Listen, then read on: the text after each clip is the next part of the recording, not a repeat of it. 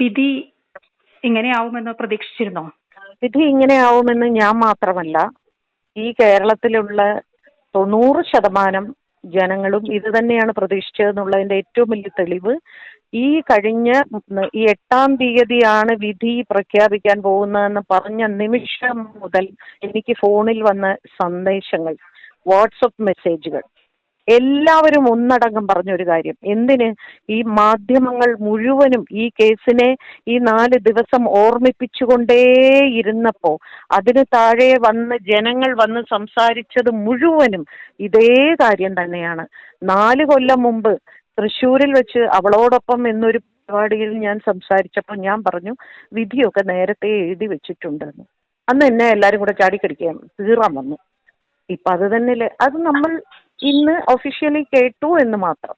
ഇതിന്റെ പേരിൽ എനിക്കെതിരെ നിയമ നടപടി വരുമായിരിക്കാം, വരട്ടെ, വരുമ്പോ ഞാൻ നോക്കാം. പക്ഷെ നമ്മുടെയൊക്കെ ഒരു ഒരു ഒരു നീതിന്യായ വ്യവസ്ഥയോടുള്ള ഒരു പ്രതീക്ഷയുണ്ടല്ലോ, ആ പ്രതീക്ഷയാണ് തകിടം മറിഞ്ഞു പോയത്. വളരെ വളരെ സങ്കടത്തോടു കൂടി പറയുകയാണ്, നമ്മൾ 1% ഒരു മനസാക്ഷി എന്ന് പറയുന്ന ഒരു സംഭവം ഇവിടെ ഉണ്ടാകുമെന്ന് പ്രതീക്ഷിച്ചു. പക്ഷെ അത് സംഭവിക്കാത്തതിന്റെ ഒരു ദുഃഖമുണ്ട്. അത് തന്നെയാണ് ഈ പറയുന്നത്. വിധി വന്നതിന് ശേഷം ദിലീപ് മാധ്യമങ്ങളോട് സംസാരിക്കുന്നത് കേട്ടു. മഞ്ജു വാര്യരുടെ പേരെടുത്തു പറഞ്ഞ്, മഞ്ജു ഈ കേസിൽ ഇതൊരു ഗൂഢാലോചനയുടെ ഭാഗമായാണ് ഇത് ഉണ്ടായത് എന്ന് പറഞ്ഞതിന്റെ ഭാഗമായാണ് ഇത് ഗൂഢാലോചന കേസായത്. പക്ഷെ അത് എനിക്കെതിരെയുള്ള ഗൂഢാലോചനയായിരുന്നു എന്നാണ്, ക്രിമിനൽ ഗൂഢാലോചന എന്ന് മഞ്ജു പറഞ്ഞതിൽ നിന്നാണ് തുടങ്ങിയത് എന്ന് പറഞ്ഞാണ് മാധ്യമങ്ങളോട് സംസാരിച്ചത്. കേട്ടിരുന്നോ അത്? ഞാൻ അയാളുടെ പ്രസ്താവനകൾ ഒന്നും തന്നെ ഞാൻ കേൾക്കാൻ നിന്നില്ല. കാരണം എന്തു പറയുമെന്ന് നന്നായിട്ട് അറിയാമായിരുന്നത് കൊണ്ട് ഞാൻ അത് കേൾക്കാൻ പോയില്ല. മാധ്യമ സുഹൃത്തുക്കൾ എന്നോട് പറഞ്ഞപ്പോഴാണ് മഞ്ജു വാര്യരുടെ തലയിൽ ഇത് കൊണ്ടുപോയി ഇട്ടു എന്ന് മനസ്സിലായത്. ഞാൻ പല മാധ്യമത്തിൽ പറഞ്ഞതുപോലെ തന്നെ ഞാൻ ഇപ്പോഴും പറയുന്നു, ഞാൻ ചോദിക്കട്ടെ, മഞ്ജു വാര്യർ എന്ന് പറയുന്ന ഒരു സ്ത്രീ പിന്നെ ഒരു സംഘടനയുടെ ഒരു മീറ്റിംഗിൽ വെച്ച് മൈക്കിൽ കൂടി പറഞ്ഞ ഉടനെ പോലീസ് മഞ്ജു വാര്യർ പറഞ്ഞു, എന്നാ പിന്നെ ഇവനെ അങ്ങ് അറസ്റ്റ് ചെയ്ത് കളയാം, എന്നിട്ട് ഇവനെ അങ്ങ് ജയിലിലിട്ട് കളയാം എന്ന് പറഞ്ഞ് ജയിലിലിടുന്നു. കോടതിയിൽ കൊണ്ടുപോയി ഇയാളെ കൊണ്ട് ഇത് ചെയ്യുന്നു. അവരപ്പോൾ തന്നെ റിമാൻഡ് ചെയ്യാൻ ഉത്തരവിടുന്നു. അത് കഴിഞ്ഞ് ഇയാൾ ജാമ്യത്തിന് വേണ്ടി അപേക്ഷിക്കുന്നു. കോടതി ജാമ്യം നിഷേധിക്കുന്നു. രണ്ടാമതും ഇയാൾ ജാമ്യത്തിന് വേണ്ടി അപ്പോഴും നിഷേധിക്കുന്നു. 3 തവണ നിഷേധിക്കുന്നു. അപ്പൊ ഇതൊക്കെ ആരുടെ ഗൂഢാലോചനയാണ്? മഞ്ജു വാര്യരുടെ.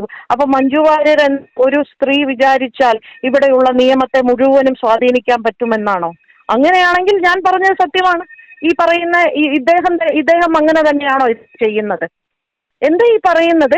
85 ദിവസം ഇവിടെ ഒരു കൂലിപ്പണി ചെയ്യുന്നവനെ പോലും 24 മണിക്കൂർ ലോക്കപ്പിൽ ഇടാൻ പറ്റില്ല. ഇത് വെള്ളരിക്കപ്പെട്ടൊന്നുമില്ല.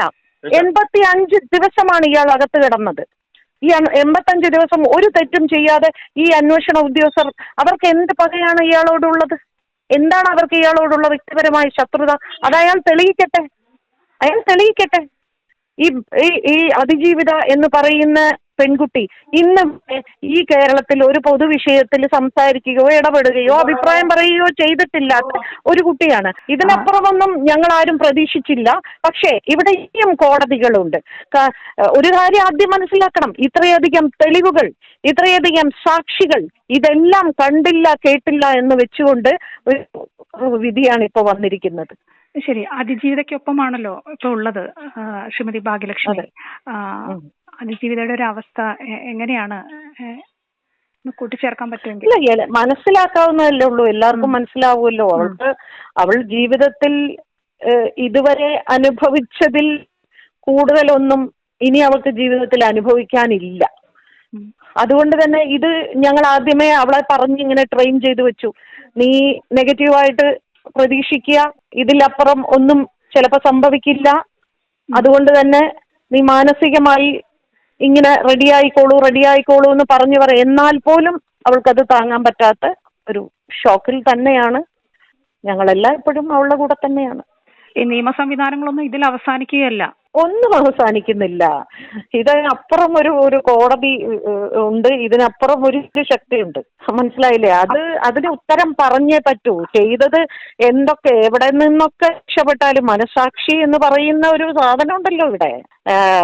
അവളുടെ അതിജീവിതയുടെ സഹോദരനിട്ട പോസ്റ്റിലൊരു വാക്കുണ്ട്, ജീവിതത്തെക്കാൾ വലുതാണ് അതിജീവനം എന്ന് പറയുന്നത്.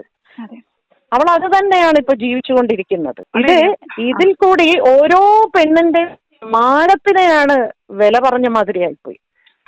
അതിന് യാതൊരു വിലയുമില്ലാതെ ആയിപ്പോയി. മാത്രമല്ല, ഒന്ന് ആലോചിച്ച് നോക്കൂ, ഒരു ഗൂഢാലോചനയാണ് എന്ന് ഒരു ഇപ്പൊ അയാൾ പറഞ്ഞത് മാതിരി മഞ്ജു വാര്യർ പറഞ്ഞു ഇതൊരു ഗൂഢാലോചനയാണെന്ന്. അത് മാത്രമേ ശരി.